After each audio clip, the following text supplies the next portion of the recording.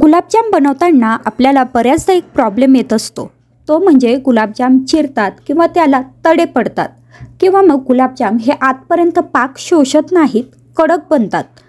तर याच्यासाठी एक साधं सोपं असं सोल्युशन आहे की गुलाबजामचं जेव्हा आपण पीठ तयार करतो, मग ते इन्स्टंट मिक्सपासून असो किंवा खव्याचं असो, तर हे पीठ भिजताना हे सैल भिजायचं। जेवढं सैल पीठ असेल तेवढे तुमचे गुलाबजाम छान मऊसूद होतील। सैल असं पीठ भिजलं की त्यानंतर गुलाबजाम वळताना हाताला तूप लावायचं। यामुळे गुलाबजामला अजिबात तडे पडणार नाही, खूप छान सॉफ्ट असे गुलाबजाम वळले जातील आणि सैल पीठ असल्यामुळे अगदी पटापट गुलाबजाम वळता येतात। तसंच हे गुलाबजाम तळल्यानंतर गरम पाकात टाकायचे। गरम पाकात टाकले तरच गुलाबजाम आतपर्यंत पाक शोषून घेतील आणि रसरशीत असे तयार होतील। चपात्या किंवा पोळ्या बनवताना काही जणांना एक प्रॉब्लेम येतो, तो म्हणजे चपाती बनवल्यानंतर ती गरम असताना तर छान मऊ असते, पण जशी चपाती थंड होते तशी ती कडक होत जाते किंवा मग वातड होते। किंवा मग तुमच्या ज्या पोळ्या खूप छान पांढऱ्या शुभ्र येत नसतील तर त्यासाठी साधी सोपी गोष्ट करायची, ती म्हणजे अशी, एकतर कणिक मळताना त्यामध्ये 2-3 चमचे तेल टाकायचं आणि त्यानंतर कणिक मळून घ्यायची। आता कणिक मळल्यानंतर ती 10 मिनिटापेक्षा जास्त वेळ ठेवायची नाही, लगेच पोळ्या बनवायला घ्यायच्या, तरच पोळ्या पांढऱ्या शुभ्र येतील। आणि कणकेमध्ये तेल टाकल्यामुळे आपल्या ह्या ज्या पोळ्या आहेत किंवा चपात्या आहेत ह्या संपेपर्यंत छान मऊसूद अशा राहतात। आता पोळी जर टम्म फुगलेली हवी असेल तर त्यासाठी पोळी लाटताना अगदी हलक्या हाताने लाटायची, म्हणजे पोळी छान टम्म अशी फुगते। पोळी भाजत असताना तव्याला थोडंसं तेल लावून घ्यायचं, तेल लावून हा तवा पुसून घ्यायचा आणि त्यानंतर यावरती पोळी भाजायची, म्हणजे पोळी करपत नाही, खूप छान भाजली जाते। तसंच पोळी जेव्हा आपण भाजून ठेवतो तर ती सुरुवातीला अशा प्रकारे चाळणीवर ठेवायची आणि नंतर तुम्ही डब्यात ठेवू शकतात। मेथीची भाजी निवडताना एक खूप महत्त्वाची अशी काळजी घ्यायची असते, ती म्हणजे अशी की भाजी आपण तर निवडून घेतो, पण आपण फक्त हिरवी पानं पाहतो, तर ह्या पानांवरती जर असे पांढरे डाग असतील तर ही पानं आपल्याला फेकून द्यायची आहेत। कारण पानांवरती जर पांढरे डाग असतील तर हे असतं आळ्यांचं किंवा बारीक अशा किड्यांचं घर। तर त्यासाठी जर मेथीच्या भाजीवरती असे पांढरे डाग असतील किंवा हे पानं पांढरे असतील तर हे पानं काढून टाकायचे। हॉटेलसारखी बिर्याणी जर आपल्याला घरच्या घरी बनवायची असेल तर त्यासाठी सगळ्यात महत्त्वाचं म्हणजे आपला जो भात आहे तो अगदी परफेक्ट बनायला पाहिजे। आणि भात परफेक्ट बनवायचा आहे तर त्यासाठी पाण्याचं प्रमाण योग्य झालं पाहिजे। तर जर तुम्हाला बिर्याणीसाठी भात बनवायचा असेल तर भात हा अर्धवट शिजवून त्याचं पाणी काढून घेतलं जातं। तर त्यासाठी आपल्याला पाणी किती वापरायचं आहे, जेवढे आपण तांदूळ घेतोय त्याच्यात 3 पट पाणी वापरायचं। म्हणजे 1 कप तांदूळ असेल तर 3 कप पाणी घ्यायचं। आता हे पाणी उकळायला ठेवल्यानंतर त्यात चवीपुरता मीठ टाकतोच, पण त्यासोबत आपल्याला टाकायचं आहे 5-6 थेंब लिंबाचा रस आणि 1 चमचा तूप। तूप टाकल्यामुळे आपला जो भात आहे तो छान मोकळा सुटसुटीत होतो आणि लिंबाचा रस टाकल्यामुळे अगदी पांढरा शुभ्र असा तयार होतो। आणि अशा पद्धतीने जवळपास 70 ते 80% हा भात शिजून घ्यायचा। त्यानंतर याचं पाणी काढून घ्यायचं। आता पाणी काढल्यानंतर लगेच याच्यावर थंड पाणी टाकायचं। ह्यामुळे काय होईल, हा भात छान मोकळा आणि सुटसुटीत असा होईल आणि त्यामुळे आपली जी बिर्याणी आहे ती अगदी हॉटेलच्या बिर्याणीसारखी छान मोकळी सुटसुटीत अशी तयार होईल। पुऱ्या बनवताना, घारगे बनवताना किंवा मग भटुरे बनवताना हे पदार्थ जर तेलकट होऊ नयेत असं तुम्हाला वाटत असेल तर त्यासाठी एक छोटीशी युक्ती आहे, ती अशी की हे जे सगळे पदार्थ आहेत, पुरी असो, घारगे असो किंवा भटुरे असो, हे तळताना तेल चांगलं कडकडीत गरम ठेवायचं। गॅसची फ्लेम हायच ठेवायची। आणि दुसरी गोष्ट अशी की पुरी तेलात सोडल्यानंतर एका बाजूने एकदाच तळायची, म्हणजे एका बाजूने पुरी पूर्णपणे तळून घ्यायची, त्यानंतर ती उलटून दुसऱ्या बाजूने सुद्धा पूर्ण तळून घ्यायची आणि लगेच ती तेलातून बाहेर काढायची। यामुळे पुरी अजिबात तेलकट होत नाही। हिवाळा सुरू झालाय आणि त्यासोबत सुरू झाली आहे लाडू बनवण्याची लगबग।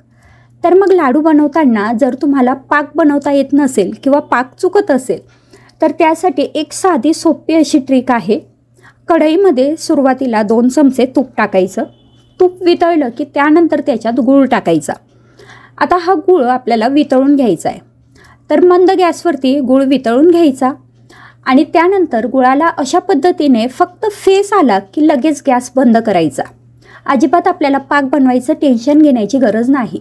हा पाक अगदी पुरेसा होतो. लाडू खूप छान मऊसूद आणि खुसखुशीत असा तयार होतो. आता पाक आपण जे लाडूंचं सारण आहे त्याच्यात टाकायचा आणि त्यानंतर हवे तसे लाडू वळून घ्यायचे. पाणी वापरायची गरज नाही आणि त्यामुळे पाण्याचं आणि गुळाचं प्रमाण चुकतं की काय याची सुद्धा भीती नाही. फक्त तुपामध्ये गूळ टाकायचा, मंद गॅसवरती वितळून घ्यायचा आणि फेस येईल इथपर्यंत शिजून घ्यायचा. बिर्याणीसाठी भात कसा बनवायचा हे तर आपण पाहिलं, पण पुलाव बनवताना आपण तांदूळ आधी शिजवून घेत नाही. बऱ्याचदा आपण डायरेक्टच पुलाव बनवत असतो. तर त्यामुळे पुलावमध्ये पाण्याचं प्रमाण अगदी योग्य होणं गरजेचं आहे. तरच आपला पुलाव छान मोकळा सुटसुटीत असा तयार होतो. तर ह्यासाठी आपण तांदूळ कोणता वापरायचा आणि पाण्याचं प्रमाण किती घ्यायचं. पहिली गोष्ट म्हणजे तांदूळ तुम्ही बासमती वापरू शकतात किंवा कोलम वापरू शकतात. जे तांदूळ मोकळे सुटसुटीत होतात ते तांदूळ वापरू शकतात. तांदूळ अर्धा तास तरी भिजत ठेवायचा. ह्यामुळे पुलाव लवकर शिजतो आणि मोकळासुद्धा होतो. आणि त्यासोबतच पाण्याचं प्रमाण किती घ्यायचं, जर तुम्ही तांदूळ अर्धा तास आधी भिजत ठेवला असेल तर तांदूळाच्या 1.5 पट पाणी घ्या. म्हणजे 1 कप तांदूळ असेल तर 1.5 कप पाणी. आणि जर तांदूळ तुम्ही भिजत ठेवला नसेल तर तांदूळाच्या दुप्पट पाणी घ्या. म्हणजे 1 कप तांदूळ असेल तर 2 कप पाणी. ह्या प्रमाणात जर तुम्ही तांदूळासाठी पाणी वापरलं तर तुमचा पुलाव अगदी छान सुटसुटीत तयार होतो. आता थंडीच्या दिवसात लाडू बनवण्याची गडबड तर आहेच, पण त्यासोबतच अगदी किचकट काम आहे ते म्हणजे खोबऱ्याचा किस बनवणं. आता खोबरं जर किसायचं म्हटलं तर फूड प्रोसेसर असेल तर लवकर किसलं जातं, पण जर फूड प्रोसेसर नसेल तर किसणीने किती वेळ किसत बसायचं. तर हे खोबरं अगदी पटकन म्हणजे कमीत कमी अर्ध्या वेळेत किसलं जावं. यासाठीची सोपी अशी ट्रिक आहे. ती म्हणजे अशी की खोबरं आधी स्वच्छ धुवून घ्यायचं आणि त्यानंतर हे गरम पाण्यात 10 ते 15 मिनटं भिजत ठेवायचं. ह्यामुळे खोबरं छान मऊ पडतं. आणि 10-15 मिनटानंतर हे खोबरं पाण्यातून काढून घ्यायचं, स्वच्छ पुसून घ्यायचं आणि मग हे खोबरं किसायला घ्यायचं. तुमचं लक्षात येईल की निम्मे वेळ आपल्याला खोबरं किसण्यासाठी लागतो. एरवी तुम्हाला जेवढा वेळ लागत असेल त्याच्यापेक्षा खूप कमी वेळ लागेल. आणि आता हा जो खोबऱ्याचा किस आहे हा लाडूंमध्ये वापरण्याआधी आपण असंही भाजून घेतो, पण ह्यावेळी फक्त आपल्याला मंद गॅसवरती हा किस भाजून घ्यायचा आहे. कारण याच्यात जे पाण्याचं अंश आहे तो व्यवस्थित पूर्णपणे निघून जायला पाहिजे. यासाठी खोबरं मंद गॅसवरती खरपूस होईल आणि थोडंसं लालसर होईल इथपर्यंत भाजून घ्यायचं. जर मोठ्या गॅसवरती भाजलं किंवा मध्यम गॅसवरती भाजलं तर खोबऱ्याचा रंग बदलेल, पण त्यातलं जे मॉइश्चर आहे ते कमी होणार नाही. त्यामुळे हे अगदी आवर्जून मंद गॅसवरती भाजायचं. आता दुधी भोपळ्याचे जेव्हा आपल्याला पराठे बनवायचे असतात तर बऱ्याचदा आपल्याला हा प्रॉब्लेम येतो की पराठ्यांचं पीठ भिजून ठेवल्यानंतर पहिला दुसरा पराठा तर व्यवस्थित होतो, पण पुढचे पराठे बनवताना दुधी भोपळा हा खूप पाणी सोडतो आणि आपलं जे पीठ आहे ते अगदी सैल होत जातं आणि शेवटचा पराठा लाटेपर्यंत त्याचं थालीपीठ थापावं की काय असं होतं. तर मग असं होऊ नये ह्याकरता काय करायचं आहे. पहिली गोष्ट म्हणजे दुधी भोपळ्याचे पराठे बनवताना जेव्हा आपण पीठ भिजतो तर गव्हाच्या पिठासोबत ह्या पिठात टाकायचं आहे तांदळाचं पीठ आणि त्यासोबतच बेसन पीठ. तर तांदळाच्या पिठामुळे हे जे मॉइश्चर आहे किंवा हे जे पाणी आहे ते शोषलं जाईल आणि बेसन पिठामुळे आपले हे जे पराठे आहेत ते थोडे खरपूस व्हायला मदत होईल. दुसरी गोष्ट म्हणजे दुधी भोपळ्याचे पराठे असो, भाजी असो किंवा कुठलाही पदार्थ बनवण्यापूर्वी दुधी भोपळा थोडासा खाऊन पाहायचा. जर कडवट लागत असेल तर तो अजिबात वापरायचा नाही. तसा दुधी भोपळा हा शरीरासाठी हानिकारक असू शकतो.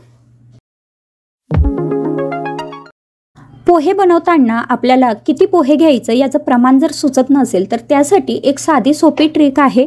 जेवढ्या लोकांसाठी पोहे बनवायचे तेवढे मूठ भरतील एवढे पोहे घ्यायचे. म्हणजे एवढे पोहे बरोबर प्रत्येकी 1 प्लेट भरून होतात.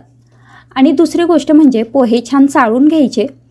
आता हे पोहे भिजवून घ्यायचे. ही जी प्रोसेस आहे ही सगळी आपल्याला सगळ्यात आधी करायची आहे. पोहे भिजवले म्हणजे धुवून घेतले की त्यानंतर मग आपले कांदा वगैरे चिरायला घ्यायचा.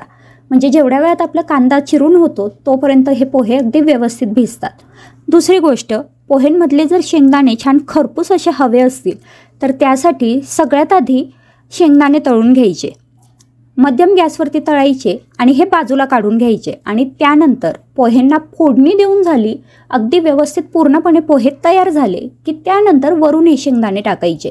ह्यामुळे काय होईल, शेंगदाणे छान खरपूस राहतील.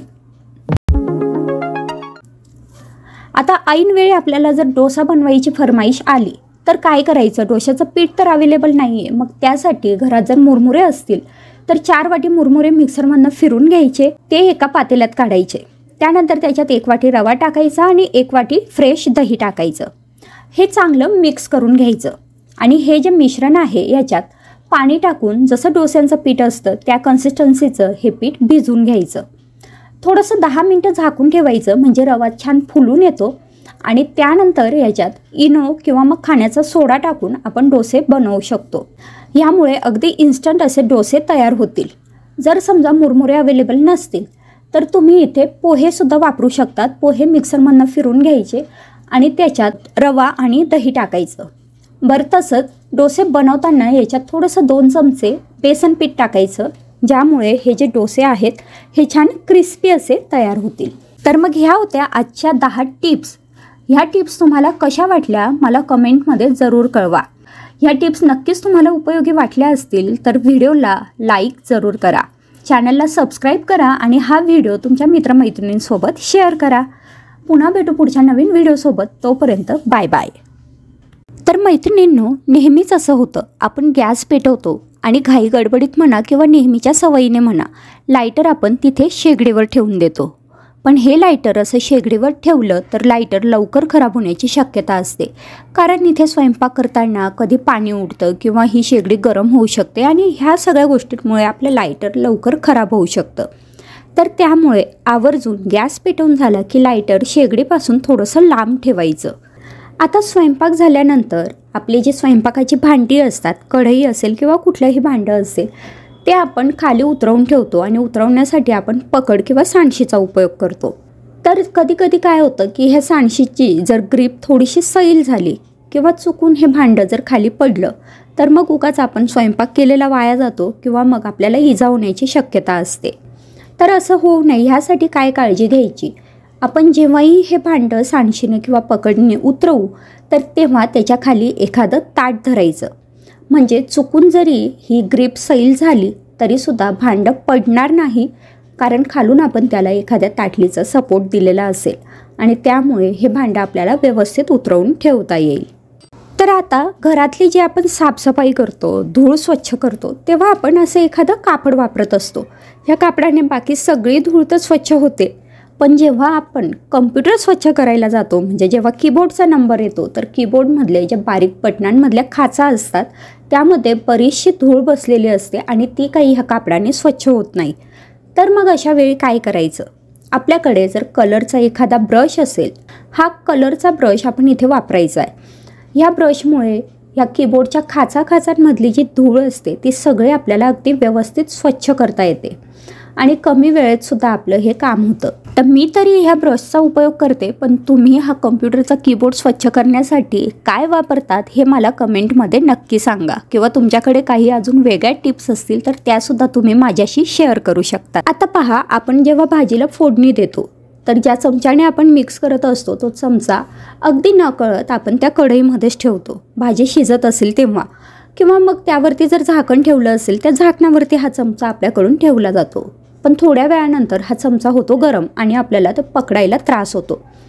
तर मग अशा वेळी काय करायचं, हा चमचा आपण एखाद्या कापडाने पकडू शकतो, म्हणजे आपल्याला तो गरम लागणार नाही. आणि दुसरी गोष्ट म्हणजे स्वयंपाक करताना अशी एखादी ताटली शेगडीजवळ ठेवायची ज्यामध्ये आपल्याला हा चमचा ठेवता येईल, जेणेकरून चमचा खराब होणार नाही आणि हा चमचा गरमसुद्धा होणार नाही. बऱ्याचदा अशी गडबड होते बघा, आपण किराणा आणल्यानंतर तो बर्नीमध्ये भरून ठेवतो, पण कधी कधी काय होतं की बर्नी तर भरली आहे पण तरीसुद्धा पिशवीमध्ये तो पदार्थ शिल्लक आहे.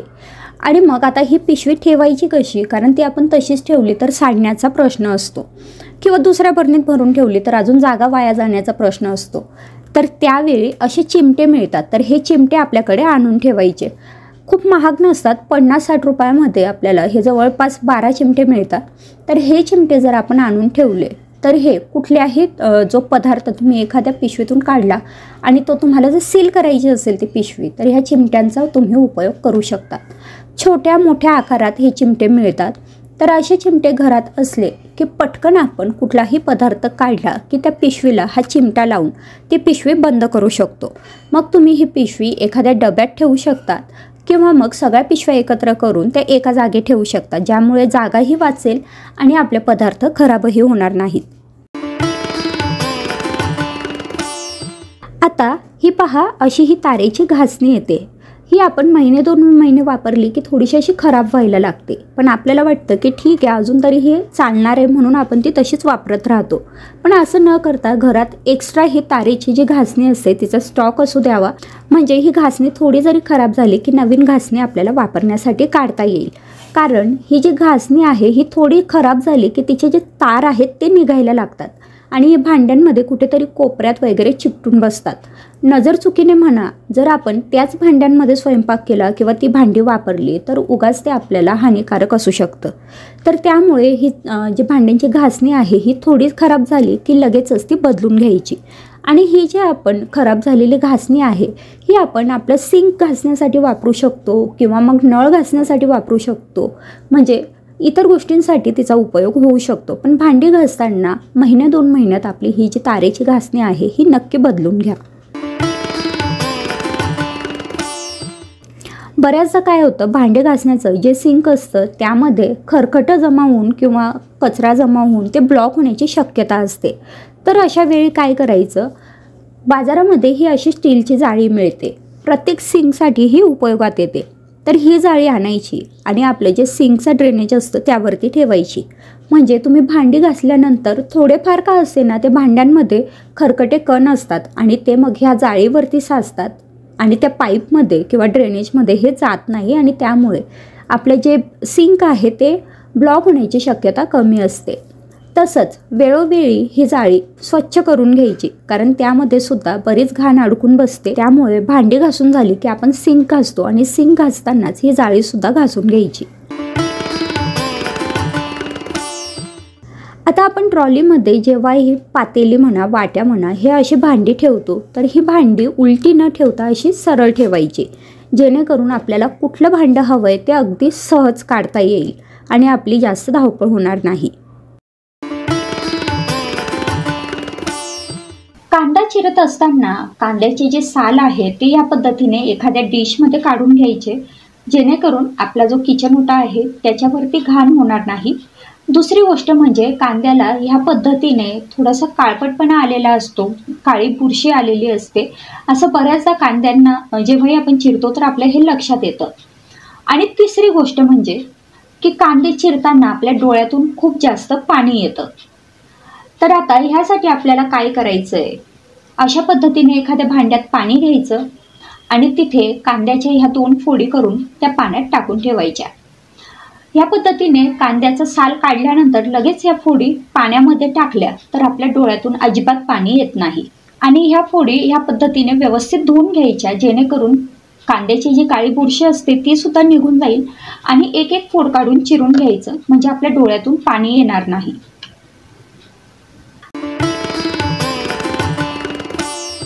आपली जी तांब्या पितळाची भांडी असतात ते आपल्याला अगदी लख्ख चमकवायचे असतील, तेही खूप जास्त मेहनत न घेता आणि ते सुद्धा पितांबरीचा वापर न करता, तर त्यासाठी काय करायचंय, एखाद्या भांड्यात 1 चमचा मीठ घ्या, त्यात 1 चमचा सायट्रिक ॲसिड टाकून घ्या. सायट्रिक ॲसिड नसेल तर 2 लिंबांचा रस टाकला तरीही चालेल. आणि त्यात 1 चमचा आपलं जे भांड्यांचं लिक्विड असतं, म्हणजे लिक्विड सोप असतो, तो टाकून घ्या. आणि आता त्याच्यात 2 चमचे पाणी टाकायचं आणि हे जे मिश्रण आहे ते छान व्यवस्थित मिक्स करून घ्यायचं. आता हे मिश्रण तुम्ही आपलं जे तांब्याचं ताट आहे किंवा तांब्याचे जे कोणतेही भांडे आहेत या मिश्रणाने ते भांडे घासले तर अजिबात तुम्हाला खूप जास्त मेहनत घ्यावी लागणार नाही आणि अगदी सहज हे भांडे चमकायला लागतील. हे पहा, इथे हे ताट छान घासून झालेलं आहे.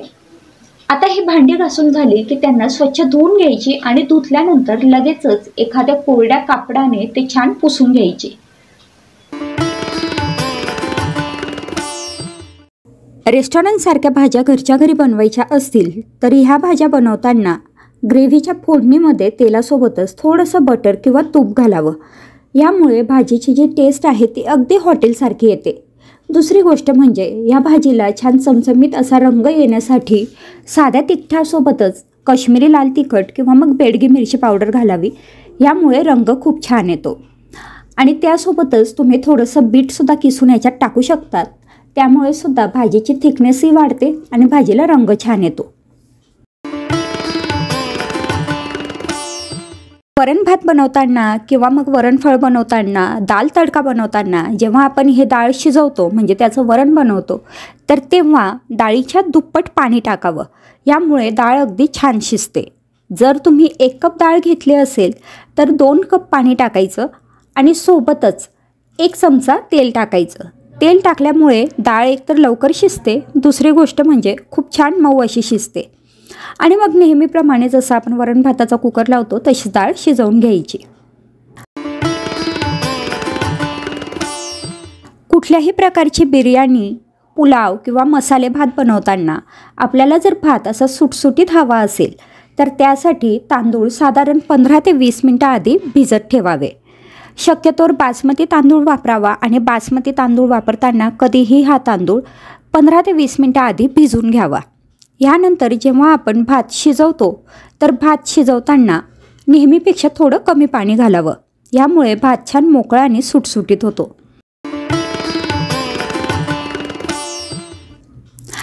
तसंच कुठल्याही प्रकारचा मसाले भात, पुलाव किंवा बिर्याणी बनवायची असेल तर त्यासाठी साजूक तुपाची फोडणी घालावी. यामुळे भाताची जी टेस्ट आहे ती अतिशय छान लागते. घरगुती भाज्या जेव्हा आपण बनवतो तर तेव्हा तेलाचा वापर शक्यतो कमी करायचा. हे आपल्या तब्येतीसाठी चांगलं असतं. तसंच तेल चांगलं कडकडीत गरम करून घ्यायचं आणि त्यानंतर त्याच्यात फोडणी घालायची. म्हणजे मग कमी तेल असेल तरीसुद्धा आपल्याला अगदी व्यवस्थित याची फोडणी बनवता येते. कुठल्याही कडधान्याची जेव्हा आपण उसळी बनवतो किंवा मग रस्साभाजी बनवतो तर तेव्हा हे जे कडधान्य आहेत हे आधी शिजवून घ्यावे. त्यासाठी थोडंसं तेल गरम करून त्यात जिरं, मोहरी, कढीपत्ता आणि सोबत हिंगाची फोडणी द्यायची आणि त्यानंतर पाणी टाकून म्हणजे आवश्यकतेप्रमाणे पाणी टाकायचं आणि हे जे कडधान्य आहेत हे चांगले शिजवून घ्यायचे. तसंच प्रत्येक कडधान्य जेव्हा आपण त्याची उसळ बनवतो तर फोडणीमध्ये हिंग आवर्जून वापरावा. यामुळे कडधान्याचा जो वातुळपणा असतो हा थोडा कमी होतो. शक्यतोवर मटकी, चणे, छोले ह्यांमध्ये हिंगाचा वापर आवर्जून करावा.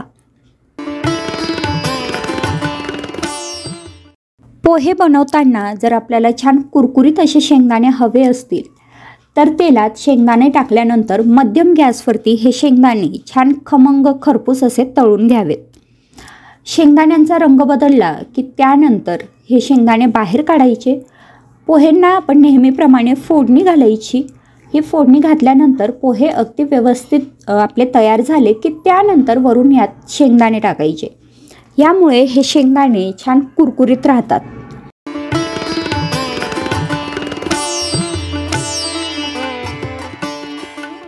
कुठल्याही पदार्थाला जर खमंगपणा हवा असेल तर त्याची फोडणी व्यवस्थित बसणं गरजेचं असतं. त्यासाठी तेल कडकडीत गरम झालं की त्यानंतर त्यात आधी मोहरी टाकायची. मोहरी चांगली तडतडू द्यायची. मग त्याच्यात जिरं टाकायचं. जिरं तडतडलं की नंतर मग लसूण, कांदा आणि नंतर बाकीचे सगळे जिन्नस टाकायचे. ह्या क्रमात आपण फोडणी दिली तर फोडणी अतिशय छान बसते.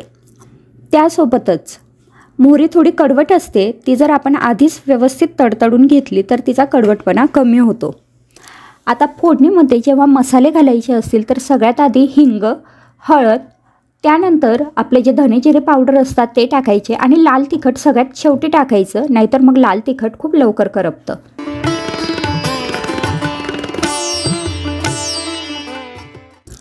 पुरी, पराठा, वरणफळ किंवा खाकरा ह्यासाठी जेव्हा आपण कणिक मळतो तर त्याच्यात बऱ्याचदा आपण जिरं वापरत असतो आणि हे जिरं आपण डायरेक्ट त्या पिठात टाकतो. तर त्याऐवजी अशा पद्धतीने एखाद्या पोळपाटावर हे जिरं आधी वाटून घ्यायचं आणि त्यानंतर त्या कणकेत टाकायचं. यामुळे जिऱ्याचा जो फ्लेवर आहे तो अजून जास्त एन्हान्स होतो आणि आपली जे पुरी पराठ्यासाठीची कणिक असते तिच्यामध्ये तो अगदी व्यवस्थितपणे उतरतो.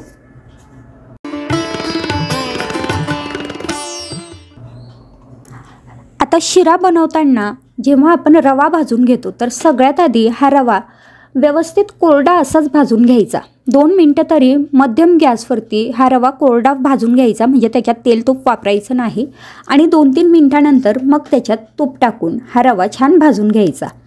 यामुळे रवा अगदी व्यवस्थित भाजला जातो आणि त्याचा जो रंग आहे तो सुद्धा छान पांढरा शुभ्र राहतो। दुसरी गोष्ट, रव्यामध्ये जे आपण पाणी किंवा दूध वापरतो तर ते रव्याच्या तिप्पट वापरावं। उपमा बनवा किंवा शिरा बनवताना रव्याच्या तिप्पट आपण जर पाणी वापरलं तर रवा अगदी छान फुलतो आणि आपला जो शिरा उपमा आहे तो असा कोरडा होत नाही। तसंच रव्याच्या बरोबरीने आपल्याला साखर वापरायची असते। जर 1 वाटी रवा असेल तर 1 वाटी साखर वापरायची। ह्यामुळे जे गोडाचं प्रमाण आहे ते अगदी व्यवस्थित होतं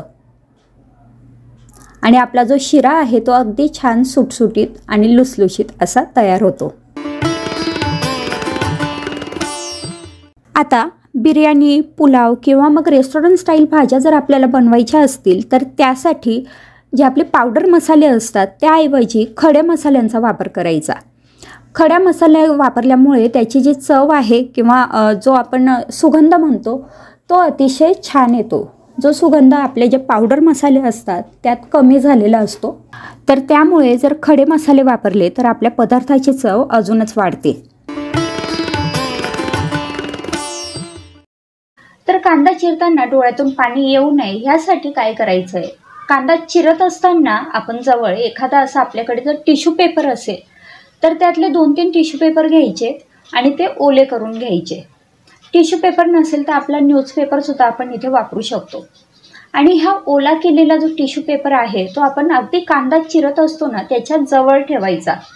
म्हणजे काय होतं की कांदा चिरताना त्याचा जो तिखटपणा असतो तो हा टिश्यू पेपर शोषून घेतो आणि तो तिखटपणा आपल्या डोळ्यांपर्यंत पोहोचत नाही आणि त्यामुळे कांदा चिरताना आपल्या डोळ्यातून अजिबात पाणी येत नाही। किंवा मग दुसरी गोष्ट म्हणजे अशा पद्धतीने कांद्याचं साल काढून घेतलं की तो कांदा सरळ नळाखाली धुवून घ्यायचा। यामुळे सुद्धा कांद्याचा तिखटपणा कमी होतो आणि कांदा चिरताना आपल्या डोळ्यांची आग होत नाही किंवा डोळ्यातून पाणी येत नाही। लसूण सोलणं हे जेवढं सोपं वाटतं तेवढंच एक किचकट काम असतं आणि खास करून त्यांच्यासाठी ज्यांना नख वाढवण्याची सवय नसते त्यामुळे लसूण सोलताना खूप त्रास होतो किंवा लसूण सोलणं हे कठीण जातं। तर हे लसूण आपल्याला जर पटकन सोलायचे असतील तर त्यासाठी आपण काय करू शकतो, एका भांड्यात अशा प्रकारे लसणाच्या ज्या पाकळ्या आहेत त्या मोकळ्या करून घ्या। त्यामध्ये गरम पाणी टाकून घ्यायचं आहे। लसूण बुडतील इतकंच गरम पाणी टाकायचं आणि आता हे लसूण ह्या गरम पाण्यामध्ये 2-3 मिनटं फक्त भिजू द्यायचे। 2-3 मिनिटांनी लगेचच आपल्याला लक्षात येईल की त्याचं जे साल आहे ते थोडंसं नरम पडलंय, हे पहा। आणि आता आपण सहज हे साल काढू शकतो। आहे ना एकदम सोपी ट्रिक। टोमॅटोचं जे साल असतं ते थोडंसं चिकन असतं आणि हा टोमॅटो चिरण्यासाठी आपल्याला जी सुरी वापरायची असते ती अगदी तेज वापरावी लागते। जर समजा सुरीची धार कमी असेल तर हे टोमॅटो जो आहे तो अशा पद्धतीने चिरला जात नाही किंवा याच्या आपल्याला बारीक फोडी करता येत नाही। तर अशा वेळी काय करायचं आहे, टोमॅटोच्या 2 फोडी केल्यानंतर टोमॅटो असा उलटा करायचा आणि उलट्या बाजूने आपल्याला याच्या बारीक फोडी करून घ्यायच्या आहेत। ज्या सुरीला जर धार नसेल तर आपण असं करायचं आहे, पण शक्यतो टोमॅटो चिरताना ही अशी जी बारीक सुरी असते ज्याचे जे पाते असतं ते असं झिकझॅक असतं, तर ही सुरी आपल्याला वापरायची। ह्या सुरीमुळे आपला जो टोमॅटो आहे तो आपल्याला अगदी हवा तेवढा आपण पातळ चिरू शकतो। हे पहा, मी इथे तुम्हाला टोमॅटो चिरून दाखवते। हे बघा किती बारीक आपण हा टोमॅटो, आपल्याला हवा तेवढा बारीक टोमॅटो ह्या सुरीने चिरता येतो।